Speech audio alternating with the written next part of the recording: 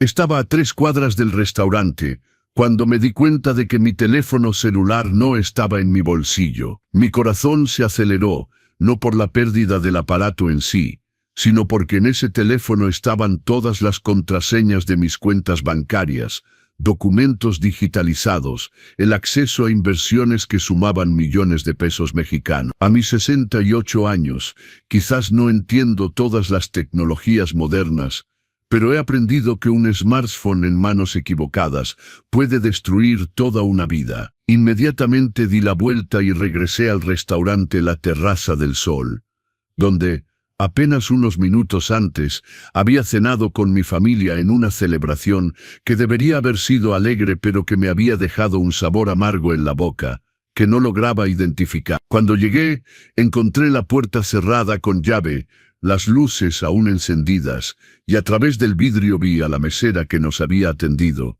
una joven de cabello negro y ojos penetrantes, sosteniendo mi celular y haciendo un gesto urgente para que tocara la puerta. Toqué el vidrio y ella corrió para abrir, mirando nerviosamente a su alrededor antes de jalarme hacia adentro y cerrar la puerta con llave nuevamente. Su gafete decía Lucía, y sus manos temblaban mientras sostenía mi teléfono como si fuera una bomba a punto de explotar. «Señor Ricardo», dijo, su voz baja y urgente, «tengo que mostrarle algo. Pero primero, debe prometerme que no se va a desmayar. Tiene que prometer que se mantendrá fuerte porque lo que voy a mostrarle va a cambiar su vida completamente». Mi estómago se revolvió. «¿De qué habla? ¿Qué pasó?». Ella señaló hacia la esquina del comedor donde había una cámara de seguridad posicionada. Una cámara que tenía una vista perfecta de la mesa donde mi familia y yo habíamos cenado. «Llevo trabajando aquí 6 meses. Parte de mi capacitación consistió en aprender el sistema de seguridad para casos de emergencia, y hoy vi algo que usted necesita saber. Pero antes de continuar, quisiera hacerles una invitación muy especial. Suscríbanse al canal Los Consejos del Abuelo y dejen su like. Esto me ayuda a ver que me apoyan, que les gustan mis historias, y comenten abajo de qué ciudad están viendo. Ahora, continuemos. Lucía, me está asustando». «¿Qué vio?». Ella me guió hacia la pequeña oficina en la parte trasera del restaurante, donde había una computadora mostrando varias pantallas de cámaras de seguridad. Sus dedos volaron sobre el teclado, rebobinando la grabación hasta el momento en que me levanté de la mesa para ir al baño, dejando a mi hijo Diego con su esposa Fernanda, y a mi nieto Miguel con su novia Valeria, conversando alegremente. O eso pensaba yo. «Mire», susurró, aumentando el volumen del audio. La cámara tenía micrófono y captó absolutamente todo. Lo que vi en la pantalla hizo que mi sangre se helara en las venas. En el momento en que desaparecí de su vista, las expresiones alegres se evaporaron como niebla bajo el sol de la mañana. Diego, mi hijo único, miró alrededor para asegurarse de que yo estaba realmente fuera de alcance. Y luego se inclinó hacia adelante, su voz baja pero clara en el audio. «Hay que acelerar esto. Está empezando a hacer preguntas sobre las inversiones. Ayer me preguntó por qué la cuenta tenía movimientos extraños». Fernanda, mi nuera, a quien había recibido en la familia como a mi propia hija, respondió: «¿Cuánto falta para que obtengamos la declaración de incapacidad mental?». Miguel, mi nieto, el niño que había mecido en mis brazos, que había visto crecer, agregó: «El doctor Salazar dijo que podemos tener los documentos listos en 2 semanas. Solo necesita que firme durante una de las consultas de rutina. Le dirá que es solo un chequeo estándar». Sentí que mis piernas se debilitaban. Lucía sostuvo mi brazo, apoyándome. «Siga mirando», dijo suavemente. «Hay más». Valeria, la novia de Miguel, a quien había ayudado a pagar sus estudios de Derecho, pasaba su mano por el brazo de Diego de una manera que definitivamente no era apropiada. «Y cuando tengamos el control del dinero», Diego sonrió, una sonrisa que nunca había visto en su rostro. «Depredadora y fría. Después, mi amor, podremos finalmente vivir nuestra vida juntos». «¿Cuánto tiempo crees que un hombre de 68 años sobrevive en un asilo psiquiátrico de segunda categoría? ¿6 meses? ¿Un año máximo? Sofía, quien me llamaba papá Ricardo con tanto cariño, rió. Y nosotros dividimos todo. 50% para ti y Valeria. 50% para Miguel y yo. Todos ricos, todos libres. Miguel miró a su padre y vi lágrimas en sus ojos. Todavía no sé si puedo hacer esto. Es nuestro abuelo. Es un obstáculo, respondió Diego fríamente. Y los obstáculos están hechos para ser eliminados. ¿Quieres seguir viviendo con deudas o quieres la vida que merecemos? Piensa en tus hijos futuros, en la educación que podías darles. La grabación continuó durante 5 minutos más. 5 minutos de mi familia, las personas que amaba más que mi propia vida, planeando meticulosamente robarme, internarme contra mi voluntad en una institución psiquiátrica, basándose en documentos falsificados, y dejarme ahí para morir mientras se repartían mi fortuna. Cuando la grabación llegó al punto donde yo regresaba del baño y todos instantáneamente recompusieron su máscara de familia amorosa, Lucía pausó el video.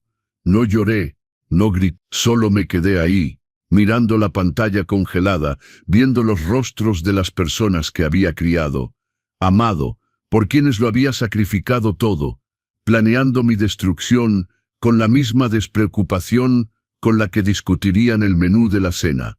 ¿Cómo supo? Mi voz salió más firme de lo que esperaba. ¿Cómo supo que yo necesitaba ver esto? Lucía me miró y por primera vez noté que sus ojos tenían el mismo color que los míos. Un café verdoso poco común. Porque, señor Ricardo, he estado esperando este momento por mucho tiempo. Esperando el momento correcto para mostrarle quiénes son realmente estas personas. ¿Por qué me conoce? No exactamente, pero conozco su historia. Conozco a su primera esposa, María Elena Ruiz. La conozco porque tomó una respiración profunda, sus manos temblando, porque ella era mi madre. El mundo pareció inclinarse sobre su eje. María Elena, mi primera esposa, el amor de mi vida, la mujer que había construido conmigo un imperio de tiendas departamentales desde cero y que había fallecido de un infarto hace 15 años, dejándome viudo y devastado a los 53. La mujer a quien había jurado nunca volver a amar hasta que conocí a Sofía 5 años después y pensé ingenuamente haber encontrado un segundo amor verdadero. Su madre, repetí. Mi mente luchando por comprender. María Elena tuvo una hija de una relación anterior antes de conocerme. Mi madre murió cuando yo tenía 5 años. Mi padre intentó incluirme en su vida, pero usted nunca lo supo. Él pensó que sería demasiado doloroso para usted ya que no pudieron tener más hijos después de Diego. Cada palabra era una revelación, una bomba. ¿Por qué me dice esto ahora? Porque, dijo Lucía, sus ojos encontrándose con los míos con una intensidad feroz. Usted está en peligro, y porque tengo evidencia no solo de esta conversación, sino de mucho, mucho más. Cosas que van a hacer que este video parezca un juego de niños. Conectó una memoria USB a la computadora. Hace 3 meses, cuando descubrí quién era usted, comencé a investigar. Seguí a Diego. Grabé conversaciones, documenté reuniones, y lo que descubrí se detuvo, asegurándose de que prestar atención va a destruir todo lo que cree saber sobre su familia. Muéstremelo, dije, mi voz ahora dura como el acero. Muéstremelo todo, porque si algo que 68 años de vida me habían enseñado era que el conocimiento es poder, y estaba a punto de volverme muy, muy poderoso. Y esas personas que habían cenado conmigo hace menos de 1 hora, arriesgándolo todo planeando mi ruina, no tenían idea de lo que les iba a caer encima. Nadie se mete con Ricardo Mendoza y sale impune. Nadie. Para entender la magnitud de la traición que acababa de descubrir, debo retroceder en el tiempo y contar cómo construí esta familia. O mejor dicho, cómo creí haberla construido. Mi nombre es Ricardo Mendoza. Tengo 68 años y durante la mayor parte de mi vida adulta pensé conocer el significado de la palabra familia. Hoy, viendo este video en pausa, Me di cuenta de que había pasado décadas viviendo una mentira cuidadosamente construida. Nací en 1900 y mi padre era empleado bancario, mi madre costurera. Crecí viendo a mi madre trabajar hasta tarde en la noche para complementar los ingresos, sus dedos sangrando de tanto coser. Juré que nunca viviría así. Juré que mis hijos tendrían todo lo que yo no tuve. Conocí a María Elena Ruiz cuando tenía 24 años. Yo trabajaba como cajero en una de sus primeras tiendas departamentales. Ella solo tenía 3 en ese entonces, pequeñas pero con potencial. María Elena tenía 26 años, era ambiciosa, inteligente, y veía en mí más que un simple empleado. Veía un socio. Nos casamos 6 meses después, en 1980. Los primeros años fueron difíciles. Trabajábamos juntos 12, 14 horas al día. Yo me encargaba de la contabilidad, los proveedores, la administración. María Elena se encargaba de la expansión, las negociaciones, la visión estratégica. Éramos un equipo perfecto, y cuando Diego nació en 1988, pensé que mi vida estaba completa. Diego era un niño dulce, de cabello rubio rizado y ojos azules como su madre. María Elena lo adoraba. Construyó el imperio no solo por ambición, sino para darle un futuro seguro. Los domingos cerraba todas las tiendas y pasaba el día con Diego. Lo llevaba al parque, al cine y le enseñaba a jugar fútbol. Era una madre presente de una manera que mi propia madre nunca pudo serlo. Cuando María Elena falleció en 2009, pensé que mi mundo se había derrumbado. Infarto fulminante a los 50 años. Estaba en la oficina revisando contratos y simplemente se desplomó. Cuando llegué al hospital, era demasiado tarde. Se había ido sin una última palabra, sin una despedida. La fortuna que dejó era considerable. La cadena de tiendas había crecido hasta alcanzar 30 locales, propiedades, inversiones. Estaba estimada en aproximadamente 38 millones de pesos en ese entonces. Pero lo que más me impactó fue descubrir, durante la lectura del testamento, que todo estaba a mi nombre. Absolutamente todo. María Elena siempre decía que usted era el cerebro detrás de su éxito. Me explicó el abogado. Quería garantizar que nunca dependiera de nadie. Su hijo recibirá su parte cuando usted lo decida o cuando fallezca. Pero mientras esté vivo, usted controla todo. Diego tenía 21 años en ese entonces, recién graduado en administración de empresas. Pensé que estaría feliz de que su padre estuviera financieramente seguro. Me equivoqué. Papá, esto no es justo, dijo Diego esa noche después del funeral. Mamá construyó esto para nosotros también. ¿Por qué todo está a tu nombre? Tu madre confiaba en que yo cuidaría de ti, respondí, sorprendido por su reacción. Y eso es lo que haré. Tendrás todo lo que necesites. Pero todo lo que necesitaba nunca fue suficiente. Diego se graduó y quiso montar una empresa de construcción. Le di 500,000 pesos de capital inicial. La empresa quebró en 2 años. Mala administración, malos contratos, gastos excesivos. Regresó pidiendo más. Di 300,000 pesos más. Misma historia. Diego se casó con Fernanda en 2011. Les compré un departamento en una zona exclusiva de la Ciudad de México como regalo de bodas. 2 años después quería una casa más grande. Se la compré, luego quería cambiar de automóvil. Se lo compré. Las escuelas privadas carísimas para mi nieto Miguel. Pagué. Y a través de todo esto, pensaba ser un buen padre. Un padre generoso que garantizaba que su hijo nunca conocería las dificultades que él había conocido. Sofía entró en mi vida en 2014, 5 años después de la muerte de María Elena. Tenía 58 años y había abandonado la idea del romance, pero Sofía era encantadora, atenta, solo 3 años menor que yo. Decía todas las cosas correctas, que era guapo, inteligente, que merecía ser feliz nuevamente, que María Elena habría querido que siguiera adelante. Conocí a Sofía en un evento de caridad que organicé. Ella era decoradora de interiores, decía, con éxito, con un portafolio impresionante. Descubrí mucho después que su éxito era fabricado, que sus proyectos eran minoritarios en firmas más grandes, que estaba en bancarrota y desesperada. Pero en ese momento estaba solo. Diego tenía su propia familia. Las noches solo en la casa grande eran sofocantes. Sofía llenó ese vacío, o permití que lo llenara. Nos casamos después de 2 años de relación. Una ceremonia pequeña, solo familia cercana. Diego estaba visiblemente descontento con el matrimonio. «Papá, apenas conoces a esta mujer», susurró mientras me preparaba. «Solo quiere tu dinero». «Sofía tiene su propia carrera», respondí a la defensiva. «No necesita mi dinero». ¿Cómo me equivocaba? Después del matrimonio, las cosas comenzaron a cambiar sutilmente. Sofía sugería inversiones. «Conozco gente, Ricardo. Podemos multiplicar tu fortuna. Siempre tu fortuna. Nunca nuestra», como si me estuviera haciendo un favor al ayudar a administrar. Permití que se involucrara en las finanzas.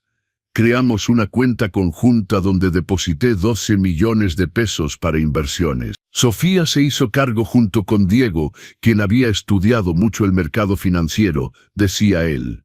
Juntos administraban esa parte de la fortuna. Fernanda y su esposo se volvieron habituales en nuestras cenas semanales. Valeria, la novia de Miguel, se convirtió en mi compañera de compras. Superficialmente, éramos la familia perfecta. El viudo que había encontrado el amor nuevamente, el hijo devoto, las nueras y yernos cariñosos.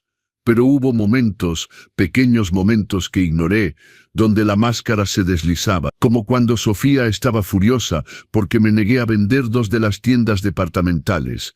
Son propiedades improductivas, Ricardo. Podríamos hacer mucho más con ese capital invertido. O cuando Diego explotó porque me negué a financiar su tercera empresa fallida. No confías en mí, nunca has confiado en mí. O cuando Fernanda lloró porque me negué a comprar una casa de vacaciones de 5 millones de pesos en Cancún.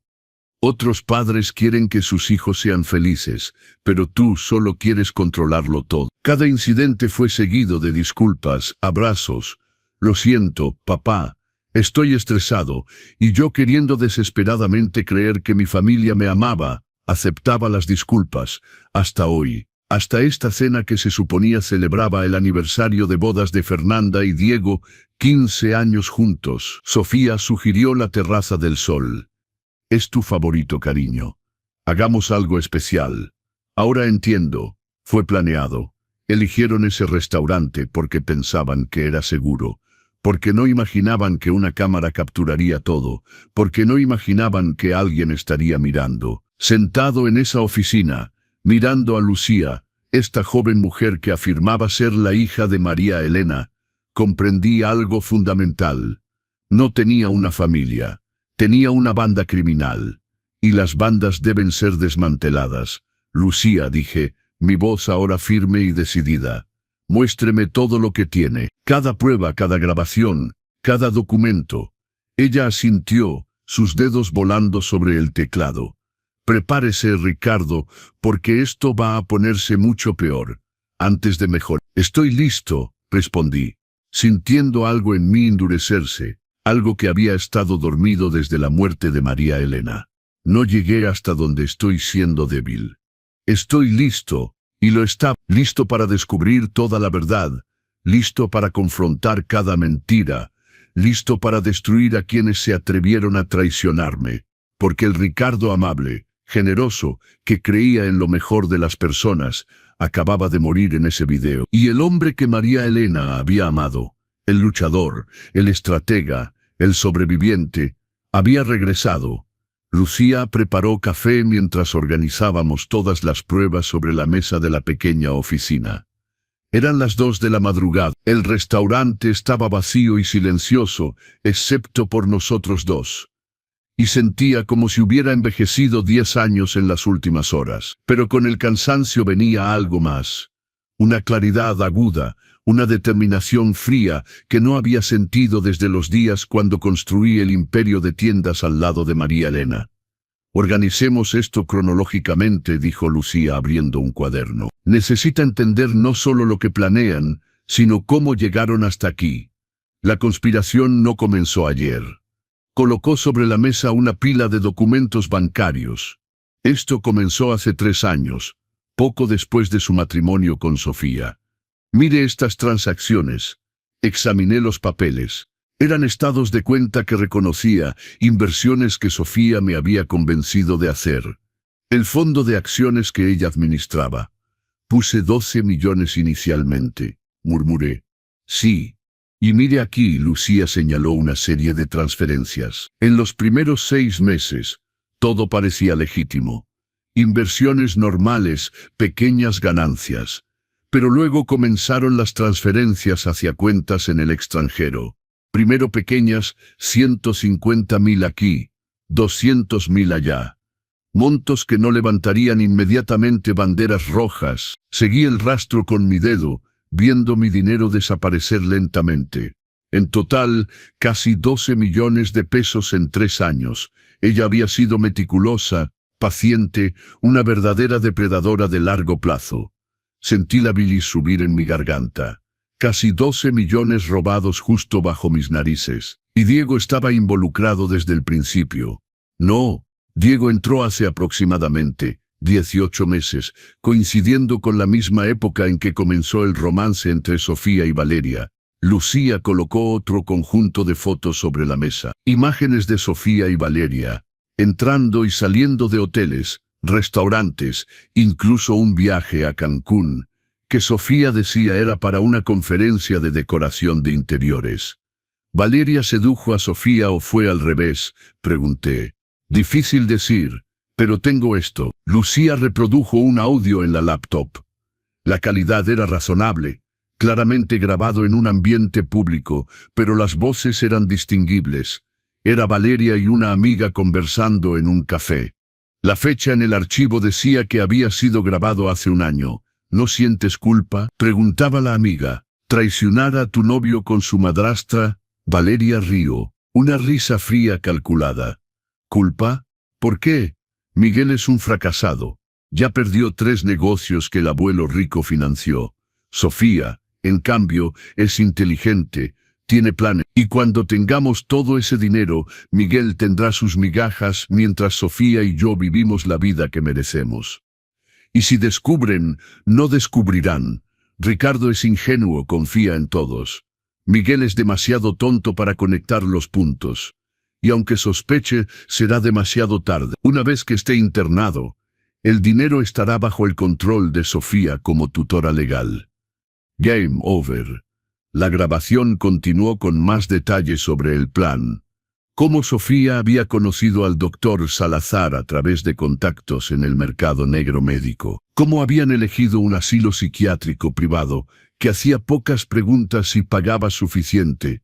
Cómo habían calculado que no sobreviviría más de 6 meses a 1 año bajo medicación pesada y aislamiento.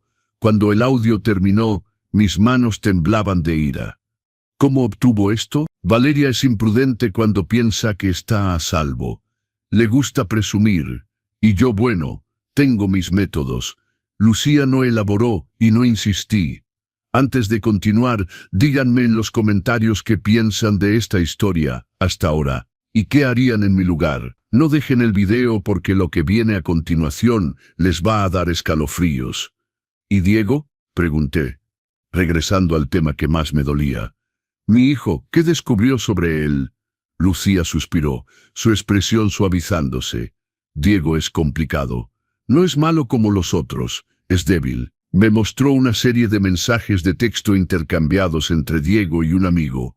Mensajes que Lucía había logrado acceder a través de métodos que preferí no cuestionar. Diego, no sé si puedo hacer esto. Es mi padre. Amigo, pero dijiste tú mismo que controla todo, que nunca te deja ser independiente. Diego, nos da mucho pero siempre con condiciones, siempre necesitando aprobar todo. Es sofocante. Amigo, piensa que es mejor así, profesionales cuidándolo. Tú con recursos para vivir tu vida. Diego, Sofía dice lo mismo. Dice que soy sentimental, que al final es mejor para todos, incluido él. Amigo, ella tiene razón. Mereces ser feliz. Diego, solo quisiera que hubiera otra manera. Leí los mensajes con el corazón roto. Diego sabía que estaba mal. Lo sabía, pero se permitía ser convencido, racionalizando la traición como liberación. Hay más conversaciones como esta. Muchas, dijo Lucía suavemente.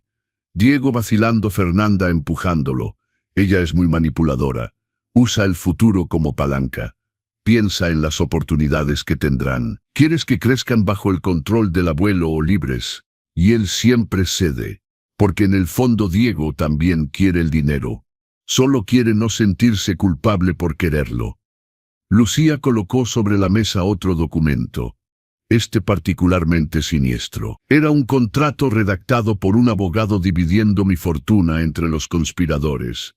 Para Sofía y Valeria conjuntamente, 25%. Para Diego, 25%. Para Miguel y Fernanda, 25% cada uno. ¿Ya firmaron esto?, pregunté, mi voz helada. Todavía no. Esperan que esté internado primero. Pero mire la fecha. Fue redactado hace 3 meses. 3 meses. Mientras yo cenaba con ellos, compraba regalos para mis nietos potenciales. Creía ser un patriarca amado de una familia unida. Ellos firmaban contratos dividiendo mis despojos como buitres sobre una carroña. ¿Y el doctor Salazar?, pregunté. ¿Quién es realmente? Lucía abrió un archivo diferente mostrándome el historial del médico. Carlos Salazar, 64 años. Título en medicina hace 38 años, especialización en psiquiatría geriátrica. Pero mire esto, señaló una serie de demandas éticas. 3 casos en los últimos 10 años donde familias alegaron que había diagnosticado falsamente demencia o incapacidad mental. En 2 casos, las demandas fueron retiradas misteriosamente, probablemente acuerdos financieros. El tercero resultó en una suspensión de 3 meses de su licencia médica, pero apeló y ganó. ¿Hace esto profesionalmente? Mi voz apenas un susurro. Diagnostica incapacidad falsa para familias que quieren controlar herencias. Exactamente. Y se hace pagar muy bien por ello. Encontré transferencias de Sofía hacia una cuenta del doctor Salazar. 120,000 pesos depositados hace 2 semanas. Pago anticipado por servicios. Miré todas las evidencias extendidas. Videos, audios, documentos bancarios, contratos, mensajes. Era un expediente completamente construido de conspiración, fraude, planeación de internamiento ilegal. ¿Esto es suficiente para procesarlos?, pregunté. Criminalmente, absolutamente. Fraude, desfalco, conspiración, documentos falsos. Sofía podría recibir 5 a 10 años. El doctor Salazar también. Diego y Valeria como cómplices, quizás 3 a 5 años. Miguel depende de cómo un fiscal vea su nivel de involucramiento. Y civilmente, recupera todo lo que fue robado.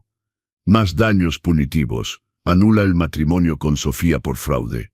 Los deshereda a todos. Los deja sin nada, sin nada.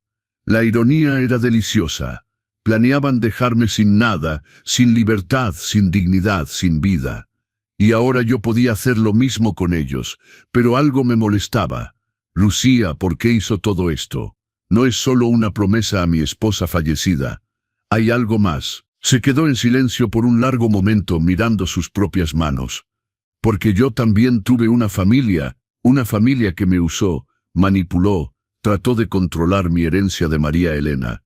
Logré escapar, pero me costó años de batalla legal, terapia, reconstruir mi vida. Y cuando descubrí que usted, el hombre que mi madre amó más que nada, estaba pasando por lo mismo, no pude quedarme de brazos cruzados. ¿Odiaba mi existencia?, pregunté suavemente. Yo era el esposo que había reemplazado a su padre. No, Lucía negó con la cabeza. Mi padre murió cuando yo tenía 6 años. Y mi madre me contó antes de morir que usted fue el único amor verdadero de su vida, que estaba agradecida por cada día que tuvo con usted. ¿Cómo podría odiar eso? Lágrimas quemaron mis ojos, las primeras que derramaba desde que vi ese terrible video. María Elena habló de usted en los últimos días en el hospital, cuando sabía que iba a morir. Me hizo prometer que cuidaría de usted de lejos, que garantizaría que nada malo le pasara. Y fallé. Su voz se quebró. Durante 3 años le robaron y no lo noté.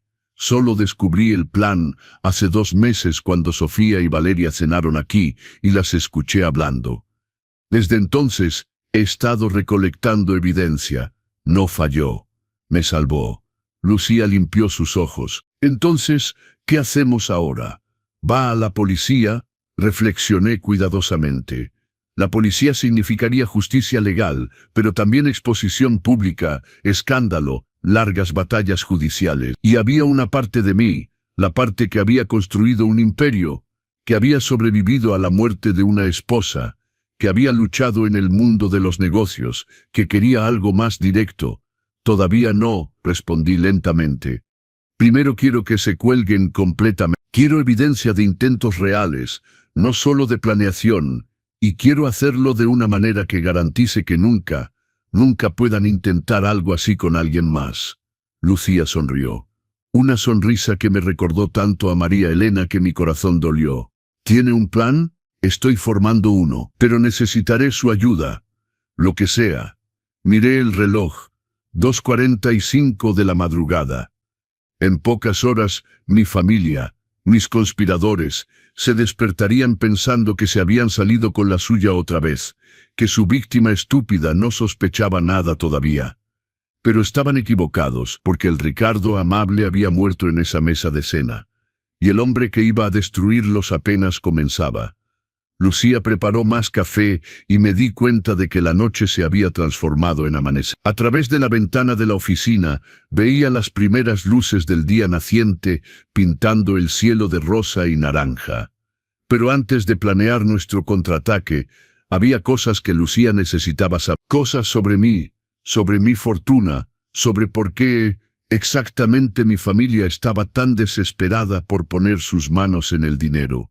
¿Sabe cuánto tengo realmente?, pregunté. Lucía negó con la cabeza. Sofía y los otros piensan que son 38 millones. Es la cifra que siempre mencionan cuando hablan de la herencia de María Elena. ¿Y no lo es?, sonreí amargamente. Cuando María Elena murió en 2009, la fortuna era de 38 millones. Pero no soy solo el viudo que heredó dinero y se quedó sentado contando monedas durante los últimos 15 años. Seguí trabajando, desarrollando, invirtiendo. Tomé mi teléfono que Lucía había cuidadosamente guardado y abrí la aplicación del banco. Le mostré las cifras. Sus ojos se abrieron ampliamente. 96 millones, susurré.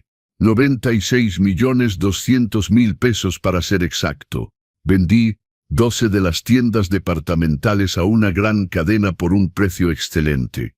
Mantuve 11 que son extremadamente rentables. Invertí en bienes raíces. Tengo 17 propiedades comerciales rentadas. Acciones, fondos, algunas inversiones en startups que funcionaron muy bien. María Elena me enseñó bien. Y aprendí aún mejor. Lucía silbó suavemente. Entonces ni siquiera saben por qué realmente están peleando. No, porque fui cuidadoso. Sofía administra ese fondo de 12 millones, o administraba antes de robarlo. Ve las cuentas de las tiendas que todavía tengo. Piensa que lo sabe todo, pero la mayor parte de mi riqueza está en inversiones que mantengo privadas, administradas por un asesor financiero que conocí a través de María Elena, y que es absolutamente discreto.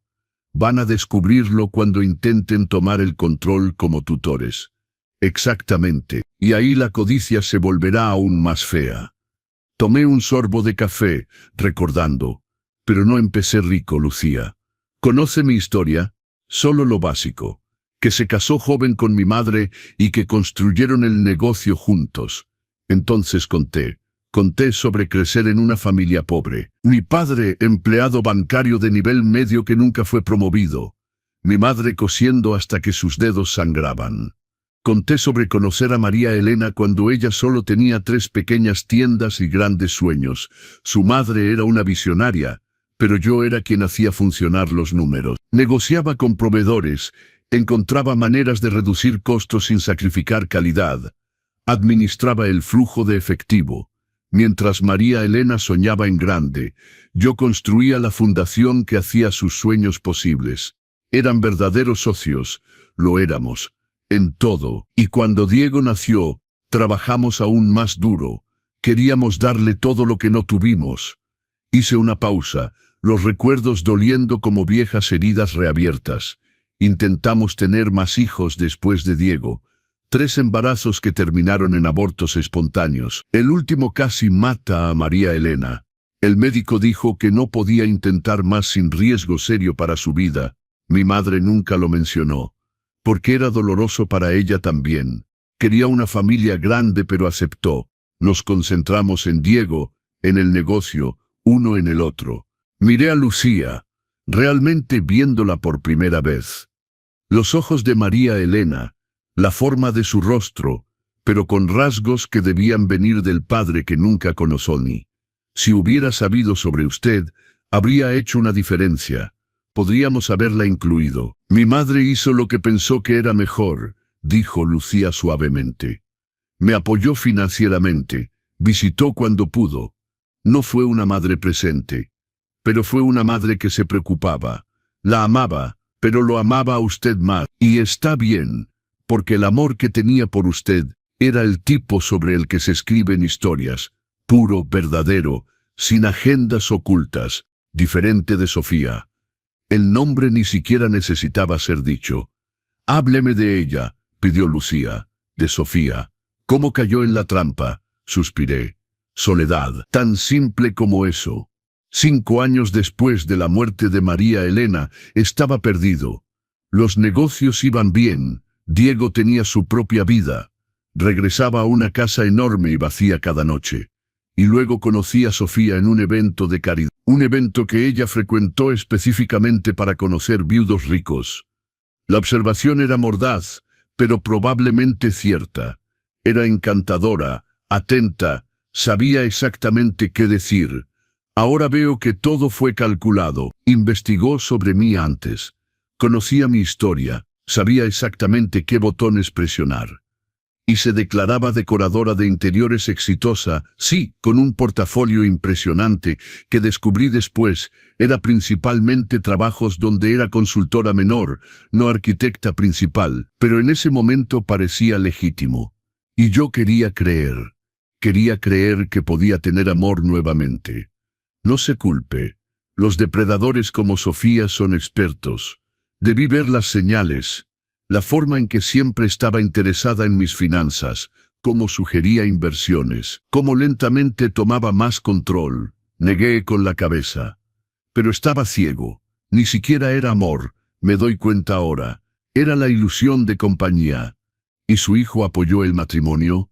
Diego estaba en contra inicialmente. Dijo que apenas conocía a esta mujer. Pero Sofía fue inteligente. Lo conquistó gradualmente. Fingiendo preocuparse por Miguel, ofreciendo consejos sobre los negocios de Fernanda. Diego fue más fácil. Sofía se ofreció a ayudarlo con el fondo de inversión. Decía que tenía contactos. Diego quedó impresionado. ¿Y así fue como Sofía obtuvo acceso al dinero? Sí. Sugerí crear el fondo de 12 millones para que ella administrara, pensando que sería bueno tener ayuda. María Elena siempre manejaba la mayoría de las inversiones, y yo no estaba seguro de mí mismo en esa escala. Sofía parecía saber. Entonces confié, y comenzó a robar inmediatamente. Casi. Esperó 6 meses, estableciendo patrones legítimos primero, construyendo mi confianza. Luego comenzó con pequeños desvíos que aumentaron gradualmente. Miré los estados bancarios sobre la mesa. Casi 12 millones ahora. Dinero por el que trabajé décadas, robado en 3 años.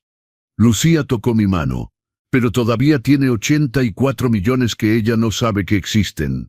Todavía tiene el poder, Ricardo, mucho poder, y voy a usar cada peso para destruirlos, prometí. Ahora que conocía mi historia, Lucía merecía saber los detalles de esa cena. Porque cada momento, cada palabra, cada gesto que había interpretado como amor familiar era en realidad una puesta en escena cuidadosamente coreografiada. Sentado en la oficina con Lucía, forcé mi mente a revisitar cada segundo de esa velada, viendo ahora con ojos abiertos lo que había visto antes a través de los lentes deformados de la confianza ciega. La cena estaba programada para las 8 de la noche. Sofía insistió en que tomáramos mi auto. El tuyo es más cómodo, cariño. Pero ahora me doy cuenta de que era para garantizar que yo condujera, que estuviera concentrado en el camino, lo suficientemente distraído como para no notar los intercambios de miradas significativas entre todos durante el trayecto. Llegamos antes que los otros. Sofía pidió una mesa específica. Aquella en la esquina, por favor. Más privada, señalando exactamente hacia la mesa bajo la cámara de seguridad. En ese momento pensé que era por consideración a nuestra intimidad. Ahora sé que querían un lugar alejado donde pudieran hablar libremente cuando yo no estuviera presente. Diego y Fernanda llegaron primero. Mi hijo lucía elegante en su traje a la medida que le había comprado el mes anterior, 50,000 pesos en una boutique de lujo. Me besó en ambas mejillas, me llamó papá querido y comentó lo feliz que estaba de que estuviéramos todos juntos. La familia lo es todo, ¿no es cierto, papá?, dijo apretando mi mano. No sé qué haríamos sin ti. Las palabras resonaban ahora en mi mente con un significado siniestro. No sé qué haríamos sin ti, sin mi dinero, quería decir, sin mis recursos, sin mi fortuna para sostener el estilo de vida al que se había acostumbrado. Miguel y Valeria llegaron 15 minutos después, disculpándose por el retraso. Valeria era especialmente afectuosa, sentándose a mi lado, sosteniendo mi brazo. Te ves radiante, Ricardo. Esa nueva crema que te recomendé hace maravillas. Valeria siempre me llamaba Ricardo. Nunca señor Mendoza ni siquiera abuelo. Yo lo encontraba íntimo, afectuoso. Ahora sonaba falso, manipulador. Tenía 28 años, era hermosa de una manera calculada, cabello rubio decolorado, uñas largas y rojas, ropa siempre un poco demasiado ajustada, y la forma en que miraba a Diego cuando pensaba que nadie estaba viendo, como no lo había notado antes. La cena comenzó con champán. Sofía hizo el pedido, una botella cara, 8,000 pesos. Estamos celebrando 15 años de matrimonio de Diego y Fernanda. Merece lo mejor. Con mi dinero, por supuesto. Siempre con mi dinero. Las conversaciones fluyeron, superficiales, alegres, vacías. Fernanda habló de un nuevo proyecto en el trabajo. Miguel mencionó una oportunidad de negocios que sería perfecta si tuviera capital para invertir. Una señal clara que ignoré en ese momento, pero que ahora veo como otro intento de extraer dinero. Papá, dijo Diego inclinándose hacia adelante. ¿Ya pensaste en simplificar tus inversiones? Consolidar todo en un solo fondo sería más fácil de manejar. Tengo un amigo en el banco que podría ayudarte. Estoy bien como estoy, respondí. Y noté ahora, mirando hacia atrás, cómo su sonrisa vaciló durante una fracción de segundo. Cómo sus ojos encontraron los de Sofía en una mirada que decía: no está cooperando. Fernanda cambió de tema rápidamente. Papá, ¿ya pensaste en hacer ese viaje a España del que siempre soñaste? Tú y Sofía podrían quedarse 1 mes, 2 meses incluso. Disfrutar. Nosotros nos encargaríamos de todo aquí. Encargarse de todo significando tener acceso completo a mis finanzas, a mis negocios, a mis propiedades. Y si algo me pasara mientras estaba fuera del país, un accidente, una enfermedad repentina, rechacé cortésmente. Quizás en el futuro. Tengo muchas cosas de las que encargarme ahora. Otra mirada, esta vez entre Fernanda y Valeria. La comida llegó, pedidos caros, filete miñón, langosta, vino importado. Nadie miraba los precios en el menú. ¿Por qué lo harían? Ricardo paga. Ricardo siempre paga. Fue durante el postre que Sofía mencionó, demasiado casual, que había hecho una cita para mí con un nuevo médico. Doctor Salazar, un geriatra excelente. Amigo de un amigo, solo para un chequeo de rutina, cariño. A nuestra edad no cuesta nada ser prudentes. A nuestra edad, como si 68 años significara que tenía un pie en la tumba. No creo que sea necesario, respondí. Mi médico actual es excelente, pero el doctor Salazar es especialista en cuestiones de memoria, de cognición, esas cosas. Sofía sonrió, pero sus ojos estaban fríos. Has estado tan distraído últimamente, cariño. Olvidaste nuestra cita con el contador la semana pasada. No recordaste el cumpleaños de Fernanda. Era mentira. No había olvidado nada, pero todos alrededor de la mesa asintieron, reforzando la narrativa. Es verdad, papá, dijo Diego, su voz llena de falsa preocupación. También lo he notado. El otro día me llamaste y no recordabas que ya habíamos hablado esa mañana. Eso nunca había ocurrido. Pero ahí estaba mi propio hijo construyendo una historia de declive mental que no existía. Sería bueno hacer el chequeo, agregó Miguel. Por precaución, no queremos que llegue al punto donde no puedas cuidar de ti mismo. No poder cuidar de mí mismo. Las palabras fueron cuidadosamente elegidas, legalmente significativas. Base para una declaración de incapacidad. Valeria tocó mi brazo, sus uñas rojas como garras. Hazlo por nosotros, Ricardo. Estamos preocupados. Eres tan importante para todos nosotros. Importante, pero no amado, nunca amado, solo importante mientras fuera útil, mientras tuviera dinero, mientras pudiera ser controlado. Fue después de eso que me levanté para ir al baño. Disculpen, murmuré tomando mi cartera. Debería haber tomado mi teléfono, pero lo dejé sobre la mesa, un error que resultó ser la mayor suerte de mi vida. En el baño, miré mi reflejo en el espejo.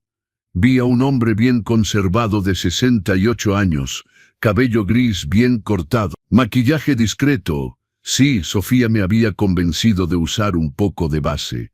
Ropa elegante. Vi a alguien que había trabajado duro, construido un imperio, criado un hijo, sobrevivido a la pérdida de un gran amor. Vi a alguien que estaba siendo lentamente destruido por las personas en quienes más confiaba. Pero en ese momento aún no lo sabía. Todavía pensaba que las miradas extrañas eran mi imaginación. Todavía creía que cuando regresara a la mesa encontraría a mi familia amorosa esperándome. Respiré profundo. Reajusté mi saco y regresé. Y ahí estaban. Sonrisas amplias, conversaciones animadas, manos extendidas hacia mí en gestos de afecto. Perfectos, todos perfectamente ensayados. ¿Todo bien, papá?, preguntó Diego.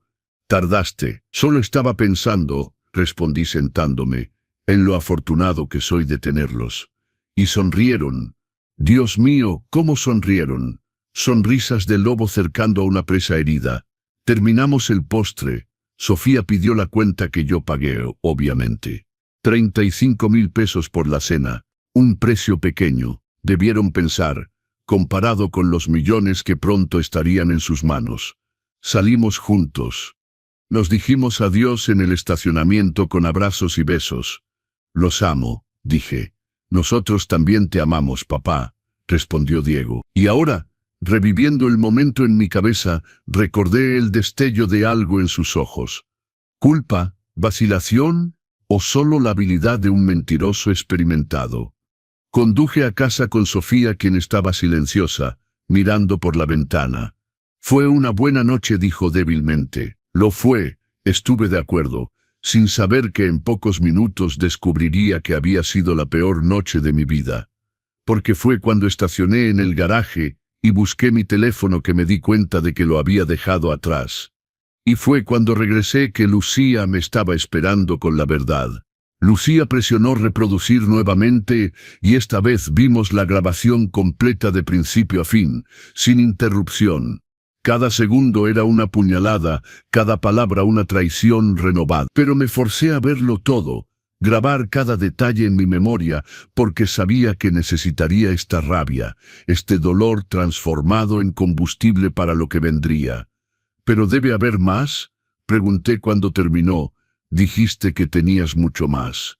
Lucía abrió otra carpeta. Esto es de hace 3 semanas. Logré grabar cuando cenaron aquí sin usted. El nuevo video mostraba a Sofía y Valeria sentadas en una mesa diferente, en una esquina aún más aislada. No había pretensión entre ellas ahora. Sofía tenía el brazo alrededor de Valeria, y Valeria estaba prácticamente sentada en sus rodillas. «¿Cuándo lo vas a dejar?», preguntaba Valeria, pasando sus dedos por el cabello de Sofía. «Después de que tengamos el dinero. No antes. Si pido el divorcio ahora, él se queda con todo. Pero si es declarado incompetente primero y yo soy la tutora legal, controlo todo. Ahí puedo hacer lo que quiera. Y Diego no sospecha nada sobre nosotras». Sofía rió. «Diego es un idiota. Solo piensa en dinero. Mientras crea que se va a hacer rico, no cuestiona nada. Y Miguel tiene demasiada conciencia. Es el eslabón débil. Pero su codicia es mayor que su culpa. Seguirá».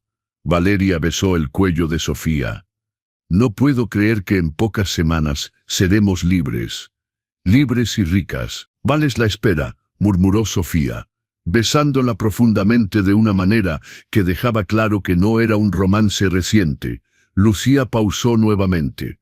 «Tengo evidencia de al menos 18 meses de romance entre ellas. Cenas, hoteles, viajes que hicieron mientras usted pensaba que Sofía estaba en conferencias de trabajo. 18 meses. Año y medio de ser traicionado, no solo financieramente, sino sentimentalmente, con la novia de mi nieto. Bajo mi propio techo». «Lucía», dije, mi voz peligrosamente calmada, «cuénteme su historia completa. ¿Quién es realmente? ¿Por qué está aquí? Necesito saberlo todo». Ella se instaló en la silla frente a mí, sus manos envueltas alrededor de una taza de café. «Mi nombre completo es Lucía Ruiz Herrera. Nací en 1996, hija de María Elena Ruiz y Pedro Herrera». Pedro, repetí el nombre. Su madre nunca lo mencionó. No lo mencionaría. Pedro fue un error de juventud. Esas palabras, no las mías, se conocieron cuando ella tenía 20 años, él 22. Salieron durante 6 meses antes de descubrir que estaba embarazada de mí. Mi madre quiso hacer lo correcto. Ofreció casarse, pero Pedro rechazó. ¿Por qué? Porque ella lo amaba lo suficiente como para darse cuenta de que él no la amaba de la manera correcta.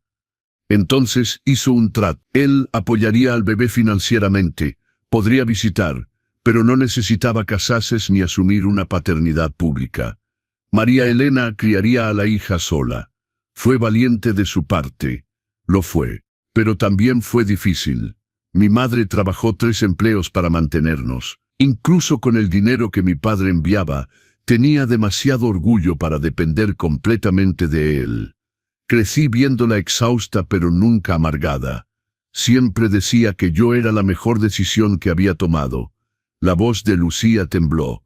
Ella murió cuando yo tenía 5 años. Cáncer de mama que se propagó antes de ser detectado.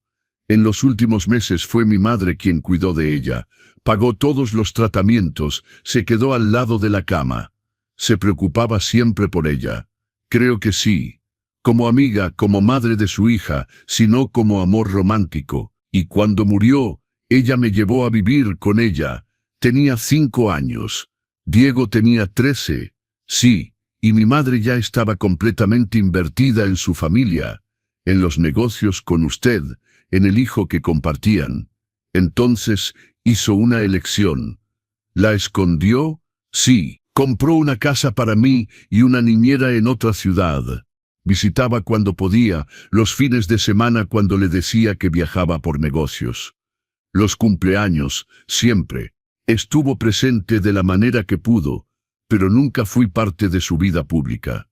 Sentí una punzada de tristeza. Tristeza por esa niña que había perdido a su madre y luego fue escondida por su segunda madre. Debió sentirse sola. Lo estuve, pero también entendí, incluso pequeña.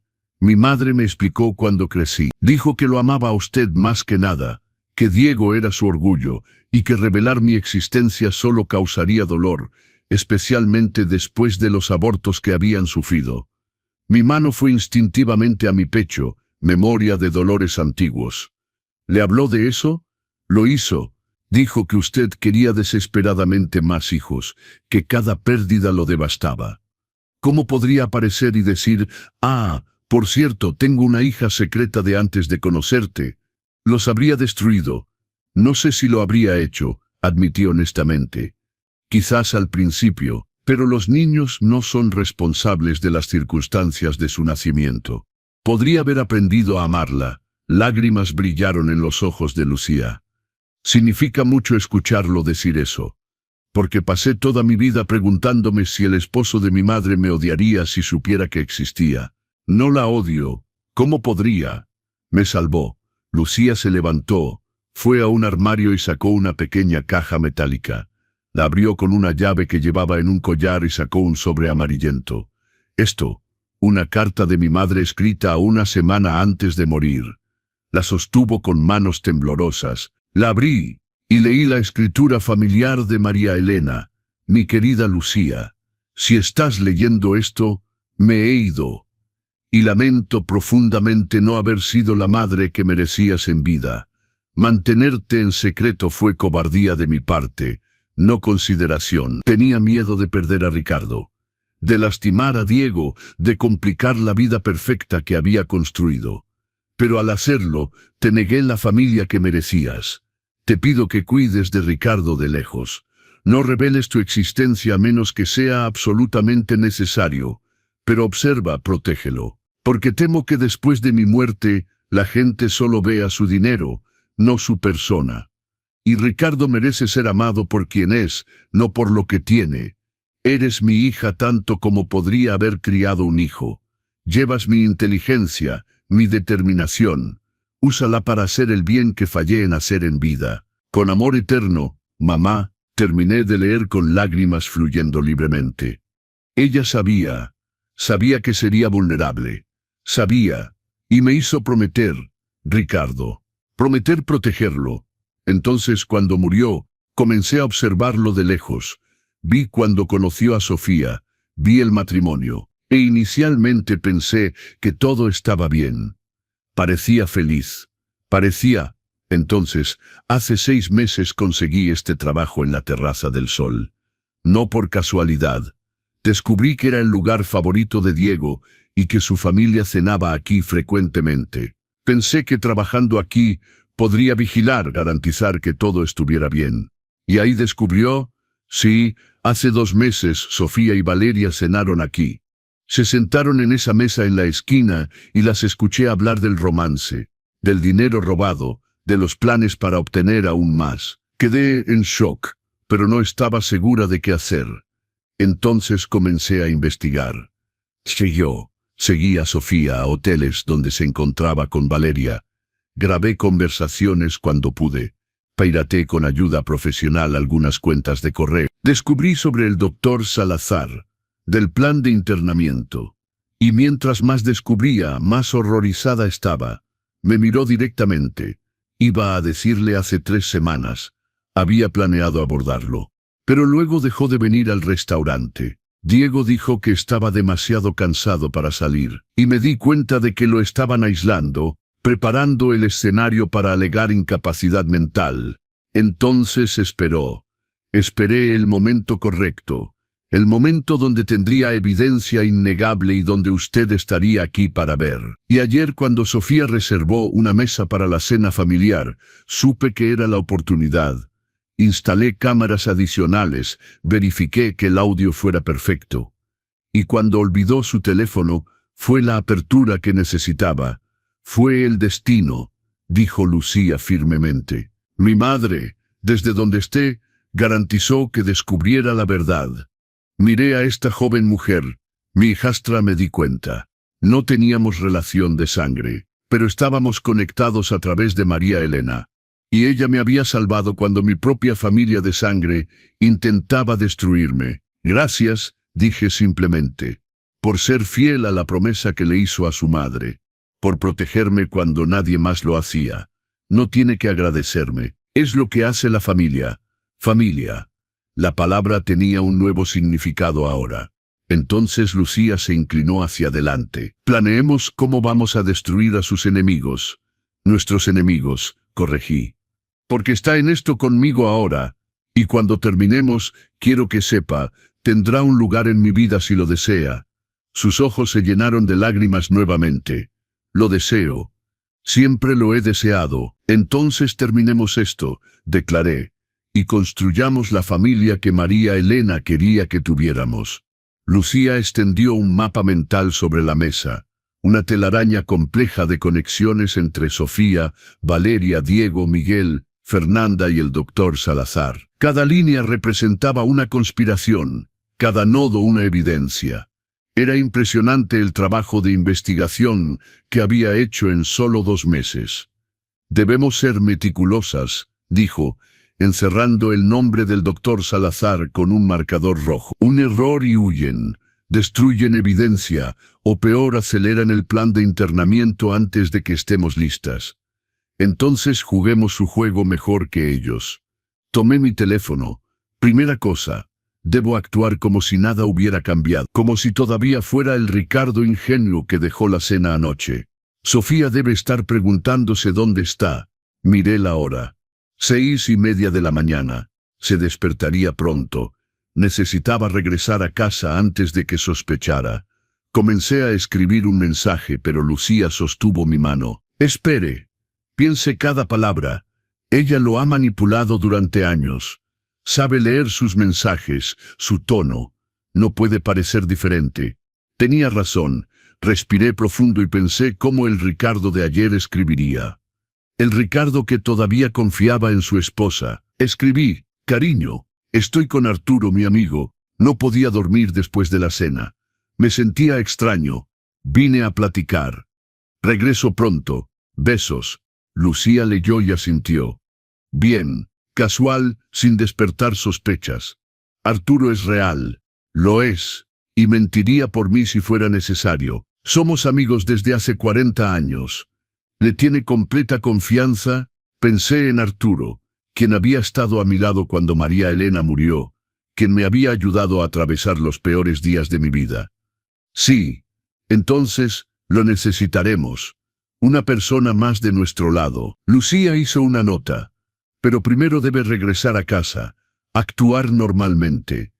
¿Qué tipo de evidencia todavía necesitamos? Lucía abrió un archivo en la laptop. Esto es lo que tenemos. Video de la conversación en el restaurante. Grabación de audio de Valeria. Estados bancarios mostrando los desvíos de Sofía. Mensajes de texto de Diego. Es mucho, pero no es todo. ¿Qué falta? Prueba directa del doctor Salazar. Prueba de que sabe que está emitiendo reportes falsos. Documentación del sistema de pagos. Y sobre todo, grabación de él intentando diagnosticarme falsamente. La consulta del martes. Sí, usará una grabadora escondida. Capturaremos cada palabra. Si hace lo que Sofía le pagó por hacer, tendremos un crimen médico flagrante además de conspiración. Asentí. Y después, confrontamos.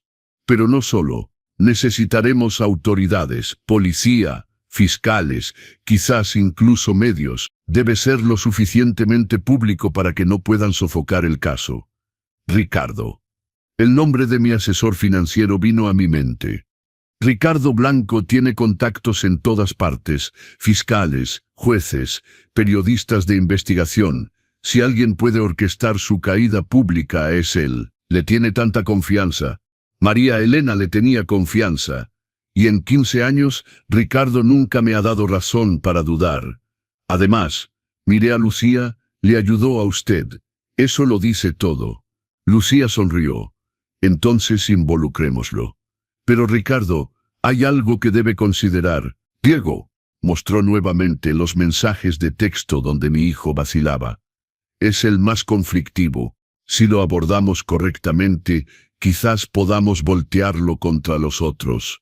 Quiere que le dé una salida. Digo que puede ser útil. Si es confrontado con la opción entre la prisión y la cooperación, entre perderlo todo y salvar algo, podría elegir ayudarlo. Pensé en eso.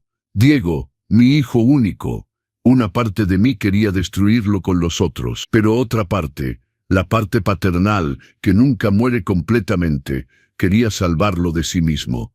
Voy a pensarlo, dije finalmente. Pero primero, el plan debe ser impecable. Lucía asintió y comenzó a listar lo que haríamos en los siguientes 4 días antes de la consulta fatídica. Día 1, viernes, hoy. Regresaría a casa. Actuaría completamente normal. Lucía continuaría la vigilancia de Sofía y Valeria. Contactaríamos a Ricardo Blanco discretamente. Día 2, sábado, almuerzo familiar ya programado en mi casa. Diego lo había mencionado en la cena. Comenzaría a actuar extrañamente. Olvidos menores, confusión leve. Lucía instalaría micrófonos ocultos en mi casa. Día 3, domingo. Intensificar los síntomas para que Sofía se sintiera confiante. Reunión secreta con Ricardo Blanco para preparar la trampa legal. Lucía obtendría más evidencia. Sobre el doctor Salazar. Día 4, lunes. Ensayo general. Fingiría estar especialmente confuso. Sofía probablemente reforzaría la importancia de la consulta del martes. Posicionamiento final de todas las piezas. Día 5, martes. La consulta con el doctor Salazar. Grabación de todo. Y luego, confrontación. Es arriesgado, dijo Lucía. Especialmente fingir demencia. Si se excede, pueden intentar un internamiento de emergencia antes del martes. No lo harán. Sofía es paciente, metódica. Quiere hacerlo todo legalmente con los documentos apropiados. De otra forma, se vuelve más fácil para mí contestar después. La conoce bien. Pensaba que la conocía. Ahora me doy cuenta de que solo observaba la máscara que usaba. Me levanté, guardando mi teléfono. Debo irme. Mientras más tiempo esté ausente, más sospechoso parece. Lucía me acompañó a la puerta. Ricardo, una última cosa. ¿Está listo para lo que viene después? ¿Para destruir completamente a su familia? Miré a sus ojos, los ojos de María Elena. Se destruyeron a sí mismos cuando eligieron traicionarme. Solo garantizo que paguen el precio. Incluso Diego. Hice una pausa. Diego tendrá una oportunidad. Una sola. Según cómo reaccione cuando la verdad salga. Pero los otros, mi voz se endureció. Sofía, Valeria, Miguel, Fernanda, no tendrán misericordia. Ni el doctor Salazar. Planearon encarcelarme, drogarme, dejarme morir en una institución. Voy a garantizar que experimenten una prisión real. Lucía asintió. Entonces hagámoslo correctamente. Sin errores. Salí del restaurante mientras el sol se levantaba completamente, bañando la ciudad de luz dorada. Era un nuevo día. Y en los siguientes 5 días, prepararía la venganza más meticulosa de mi vida. Conduje hacia casa lentamente, ensayando cada expresión, cada palabra. Cuando llegué, Sofía estaba en la cocina, vestida con su bata, bebiendo café. Sus ojos se entrecerraron ligeramente al verme. Ricardo, ¿dónde estabas? Estaba preocupada. Lo siento, cariño. Forcé una sonrisa cansada. No podía dormir y fui con Arturo. Necesitaba hablar. ¿Todo bien? Solo cansado. Fue una noche larga. Me serví café, notando cómo me observaba cuidadosamente, buscando señales de que sabía, o solo calculando los siguientes pasos. Por cierto, dijo casualmente, confirmé tu cita con el doctor Salazar. Martes a las 10 de la mañana. No olvides, ¿de acuerdo? Es importante. Importante, ¿por qué? Es solo un chequeo. Sí, pero a nuestra edad estos chequeos pueden detectar cosas temprano. Mejor prevenir. Su sonrisa era perfecta, ensayada, aunque quería arrojar el café caliente a su cara. De acuerdo. No olvidaré. Tomé un sorbo de café, manteniendo mis manos firmes. Y Diego mencionó un almuerzo aquí mañana. Toda la familia. Será agradable, ¿no? Será genial. La palabra familia tenía sabor a cenizas. Terminé mi café y subí a la habitación, diciendo que necesitaba descansar. Cerré la puerta con seguro, me senté en la cama, y por un momento me permití sentir el peso de todo. La traición, el dolor, la rabia, Pero luego me endurecí nuevamente. Llorar era un lujo que no podía permitirme ahora. Tenía trabajo que hacer. Tomé mi teléfono y envié un mensaje codificado a Ricardo Blanco. Necesito sus servicios urgentes. Asunto delicado. ¿Puede llamarme de un número seguro? La respuesta llegó en minutos. Llamo en 1 hora. Y cuando llamó desde un número que no reconocí, le conté todo, cada detalle, cada evidencia. Ricardo escuchó en silencio. Cuando terminé, solo dijo: Ricardo, vamos a destruirlos. Legalmente, completamente y de forma permanente.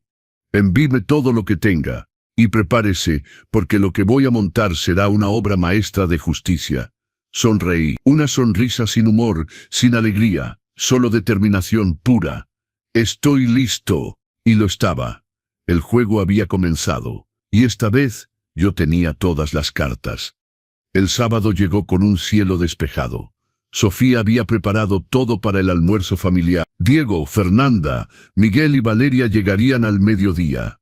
Lucía había venido temprano esa mañana, disfrazada como técnica de una compañía de cable. Sofía ni siquiera la miró 2 veces mientras instalaba micrófonos diminutos en la sala, el comedor, incluso en nuestro dormitorio. Todo listo, me susurró antes de irse. Cada palabra será grabada. Cuando la familia llegó, comencé mi actuación. Durante el almuerzo, olvidé dónde había puesto las servilletas. Busqué en 3 lugares diferentes, antes de que Sofía las encontrara en el cajón obvio. ¿Estás bien, cariño?, preguntó con falsa preocupación. Sí, solo distraído. Confundí el nombre de uno de los nietos potenciales en la conversación. ¿Cómo está Javier?, pregunté a Miguel. Es Mateo, abuelo, corrigió Miguel, intercambiando miradas con Valeria. Así, Mateo, perdón. Conté la misma historia 2 veces, una anécdota sobre los viejos tiempos con María Elena. La primera vez todos escucharon educadamente. La segunda vez, 15 minutos después, vi las miradas significativas. Diego se inclinó hacia adelante. Papá, ¿estás seguro que estás bien? Pareces muy distraído hoy. Estoy bien, hijo. Solo no dormí bien. Vi la satisfacción en los ojos de Sofía. Vi a Miguel murmurar algo a Valeria. Vi a Fernanda tomar notas mentales. Estaban construyendo su caso. Y yo los estaba dejando. Después del almuerzo, cuando todos se fueron, Sofía me abrazó. Estoy preocupada por ti, Ricardo. Esos olvidos, la cita del martes es muy importante. Lo sé, cariño. Le permití verme vulnerable. Yo también estoy un poco preocupado. No te preocupes. Estoy aquí. Te cuidaré. Judas besando a Cristo antes de la traición. El domingo intensifiqué los síntomas. Olvidé una cita que supuestamente había programado con Sofía. Me confundí sobre qué día era. Pregunté 2 veces si habíamos desayunado. Sofía documentaba todo. La vi escribiendo notas en su teléfono, construyendo su expediente. Esa tarde salí diciendo que iba a caminar. En realidad, me reuní con Ricardo Blanco en un café discreto. Tengo todo listo, dijo Ricardo, deslizando una carpeta hacia mí. Fiscal especializado en fraude de ancianos, 2 detectives listos para actuar, y he contactado a un periodista de investigación de confianza. Cuando esto explote, será en primera plana. ¿Y la grabadora para el martes? Sacó un dispositivo diminuto. Última tecnología. Se esconde en el forro de su saco. Grabará hasta 6 horas de audio en calidad perfecta. Imposible de detectar, sin un barrido profesional. Perfecto. Ricardo Blanco me miró seriamente. ¿Está absolutamente seguro de esto? Una vez que comience, no hay vuelta atrás. Su familia irá a prisión. Ya no son mi familia, respondí. Son criminales que comparten mi apellido.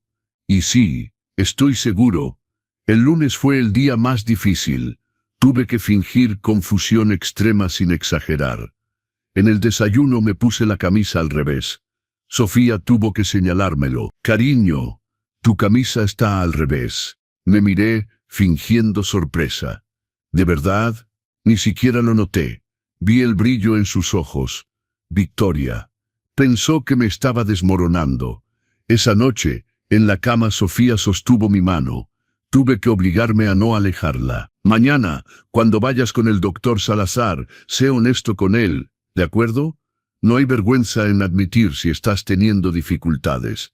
De acuerdo, le diré todo. Eres tan fuerte. Me besó la frente. Vamos a cuidar de ti. Lo prometo, promesas de una mentirosa no valen nada. Esa noche, no dormí. Me quedé despierto revisando mentalmente cada parte del plan. Mañana era el día. Mañana el doctor Salazar caería en la trampa. Y después vendría la justicia. A las 3 de la madrugada, recibí un mensaje de Lucía. Todo listo. Mañana cambia todo. María Elena estaría orgullosa. Respondí.